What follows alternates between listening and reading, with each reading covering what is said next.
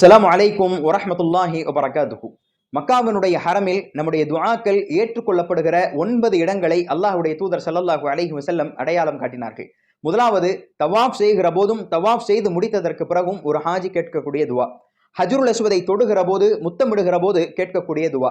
ஹஜ்ருல் அஸ்வதுக்கும் காபத்துல்லாஹ்வுடைய வாசலுக்கும் மத்தியில் இருக்கிற முல்தஸிம் என்கின்ற அந்த பகுதியில் கேட்கக்கூடிய துவா. ஹிஜ்ரே இஸ்மாயில் அல்லது ஹத்தீம் என்று சொல்லப்படுகிற அந்த வளைவிலே கேட்கக்கூடிய, வளைவிற்குள்ளாக கேட்கக்கூடிய துவா. அந்த வளைவிற்கு மேலாக இருக்கக்கூடிய மீசாபுர் ரஹ்மாவுக்கு கீழிருந்து கேட்கக்கூடிய துவா. மகாமே இப்ராஹிமில் 2 ரக்காத் தொழுததற்கு பிறகு கேட்கக்கூடிய துவா. காபத்துல்லாஹிற்குள்ளாகவே கேட்கக்கூடிய துவா. ஜம்சம் தண்ணீரை குடித்ததற்கு பிறகு கிணற்றுக்கு அருகே நின்று கேட்கக்கூடிய அந்த துவா. சஃபாவிலும் மர்வாவிலும் சை செய்கிற போதும் சை செய்து முடித்ததற்கு பிறகும் அல்லாஹ்விடத்திலே கேட்கக்கூடிய துவா. இந்த 9 இடங்களில் துஆக்கள் ஏற்றுக்கொள்ளப்படுகிறது. அப்ப ஹாஜிகள் இந்த 9 இடத்தை கவனம் வைத்துக் கொண்டு இந்த இடங்களில் அதிகமாக அல்லாஹ்விடத்திலே கையேந்தி துஆ